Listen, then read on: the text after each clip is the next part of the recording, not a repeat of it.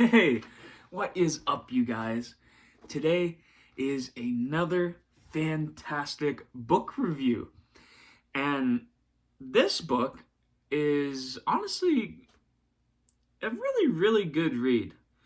Um, I can't say it's my favorite book. I have other books that are higher up on the rank than this one, but this one is definitely a good one for anyone who is into self-help, anyone who struggles with um,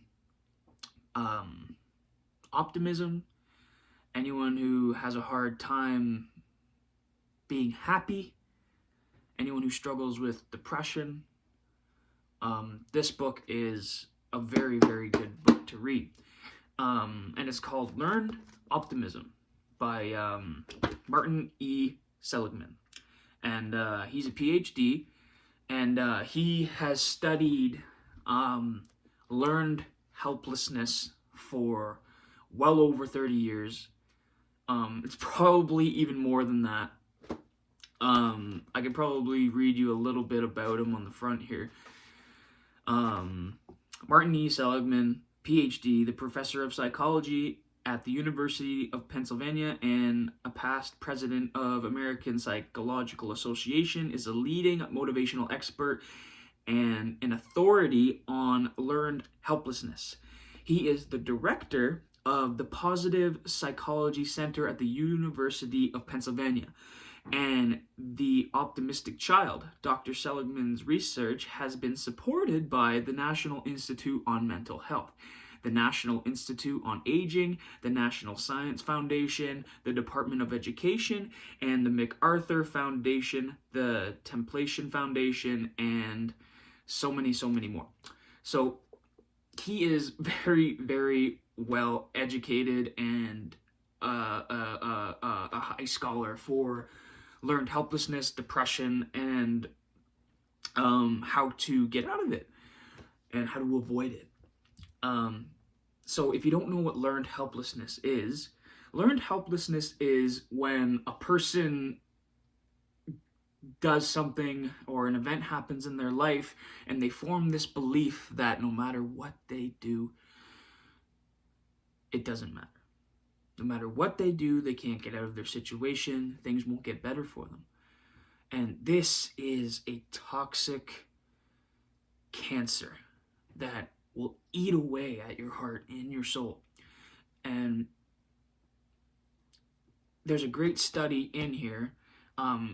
It's unfortunate that the study had to use animals to figure out what learned helplessness is, but unfortunately that's just what science is.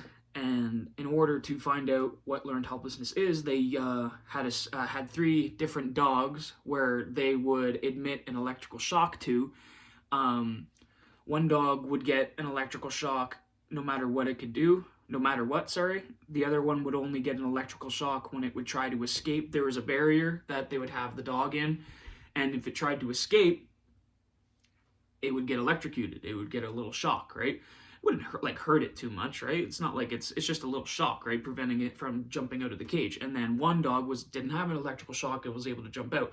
So out of the 3 dogs, the one that constantly got shocked, 2 of them actually, sorry, just the one, I'm just trying to remember it correctly, he didn't jump out of the circle no matter what, even though an electrical shock wasn't emitted when they took him into a different environment with the same setup. And it just sat there and laid down and gave up, essentially.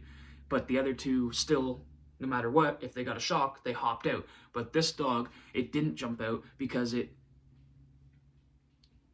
knew that no matter what it did, the result would be the same. And it goes the same with human beings. I like to think of helplessness as a table. I got this metaphor from Tony Robbins. A table with only 1 or 2 legs is an unsturdy table, right? It'll fall over easy. A belief, like learned helplessness, is just like a table. And each leg is a reason or a reference that reinforces the tabletop, right? So if you have a series of events that happen where things don't go your way, you can potentially develop the belief that no matter what you do, things won't work out for you. No matter what you do, you can't get out of a quote unquote situation, right? So each leg is one of those references, like for the tabletop, for that learned helplessness, right? But the best thing about this book is it gives you practical ways to prevent learned helplessness. So I find that the essence of the book is learning how to talk to yourself in a more optimistic way, right? Instead of saying things like why do things happen to me? Why is God punishing me? Why do I have such bad luck all the time, right? Instead, you need to ask yourself better questions, right? Because when we focus on a certain thing, we attach a meaning to it. And then when we attach a meaning to it, the feeling is then brought up from that meaning that we created, that representation that we made of the event that happened, right? So when you are using such disempowering language, your body doesn't know the difference, right? So you have to be very careful and conscious of the words that you use because your body doesn't know the difference, right? Words cast spells, as Bruce Lee would say. That's why they call it spelling. Your body doesn't know the difference. So when you say things like that, you're automatically going to find a reason or a reference for the question that you ask. Our brain is a question answering machine. So no matter question you ask it a bad question, you're going to get a bad answer, right? So what we need to do is we need to be able to ask ourselves better questions. So a question that I love to ask, and I'm not saying that I'm so perfect because we all have bad days, right? We all have bad days. And I'm not saying I don't have bad days. I've had days where I've completely shut down. I don't talk to people. I'm just miserable, right? But our goal is to have more bad days. Sorry, we don't want to have more bad days. Our goal is to have more good days than bad days. The rainy day is going to come. It's just whether or not you're prepared for that rainy day, right? Your brain is just like a muscle. How do you get a muscle? Well, you push yourself out of your comfort zone, and that creates growth, right? So the one question that I got from Tony Robbins that every single person should ask themselves, for example, when a person makes you mad or a situation, you ask, what else could this mean? What else could this mean? What else could this mean, right? It opens up your world. What else could this mean? This person's raised their voice. That means they hate me. Well, what else could it mean? Well, maybe it means they're stressed. Maybe it means they're frustrated. Maybe I'm stressed. Maybe they don't even realize that they're yelling. Maybe I respond to tonality and am thinking about it the wrong way. Maybe I'm stressed out. Maybe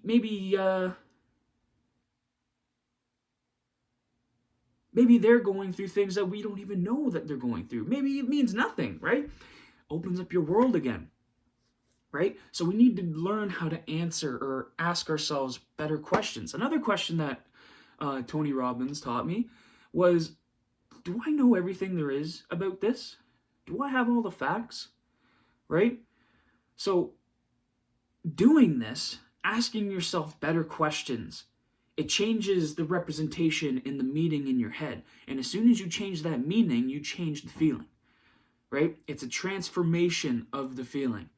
And this is the most powerful thing that any person could possibly do because it gives you control. It gives you control. So many people are submitted to their feelings and their emotions, and they feel like that they're out of control, and that the exterior events of their lives are what is making them feel what they're feeling. But it's not. You chose to feel that way.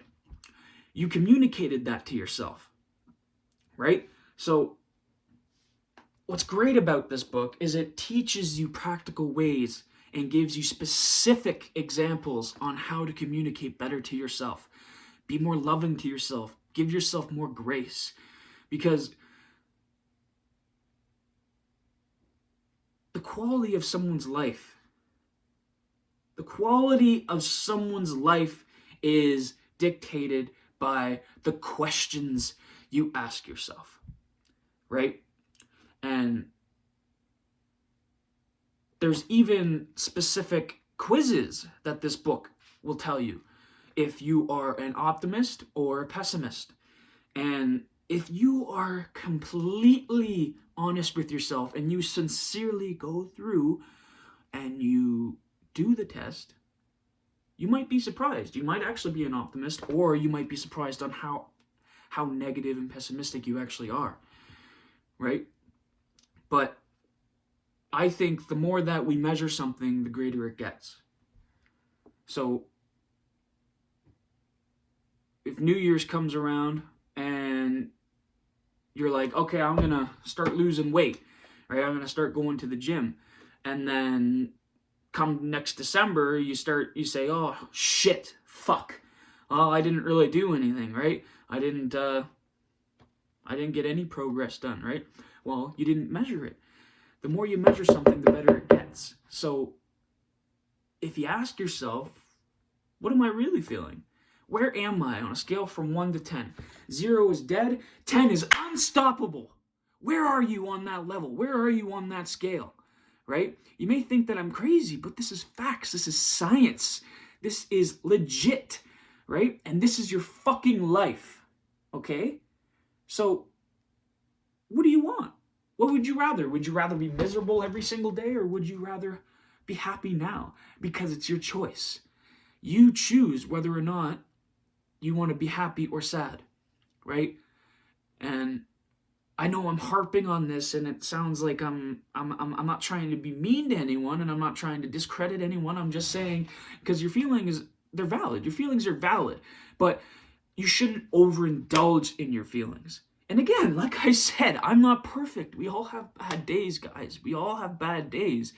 But the goal is to live in a way where you have ample amount of pleasure and very little pain, right? So I think that this would be a good book for anyone that wants to optimize their life in a way where they can be more happy. They can be more loving. And this book really isn't that expensive, right?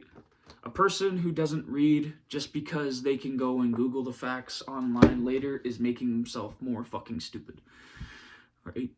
So this was my book recommendation of the day, of the week. I hope you guys go and get this book, because it might be your newest motivation to start reading more, right? You don't even have to get this book. I'm just here to try and influence people to just start reading more. So many people don't read because I personally believe that the education system has ruined reading for people, right? You go into a class. Well, this was my experience anyway. I can't speak for anyone else. This is what my experience was. In school, they take you and they say, okay, everyone in the class, we're going to read this book and we're going to read this chapter to this chapter, and then you're going to do a summary on it and do an essay on it. Whereas if, for example, in history class, instead of forcing, or just any class in general, science, if you just tell them to read this and do that and X, Y, Z, then they might not be specifically curious about that topic.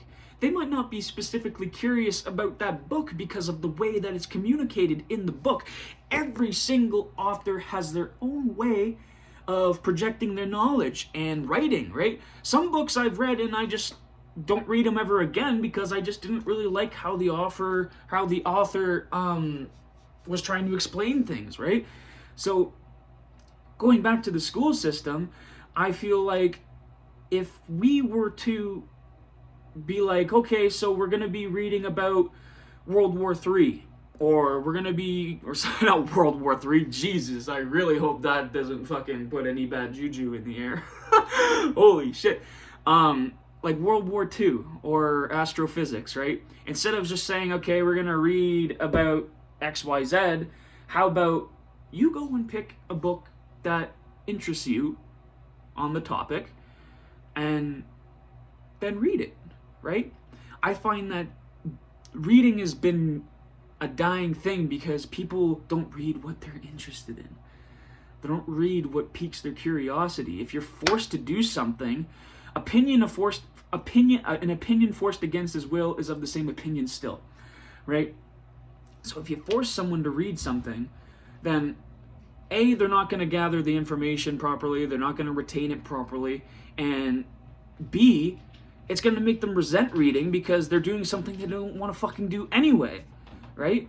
So that's where my life changed, and that's where the game fucking changed for me, is because I started reading things that I was genuinely curious about. And then that just started a fucking fire that hasn't stopped, and I read a book a day.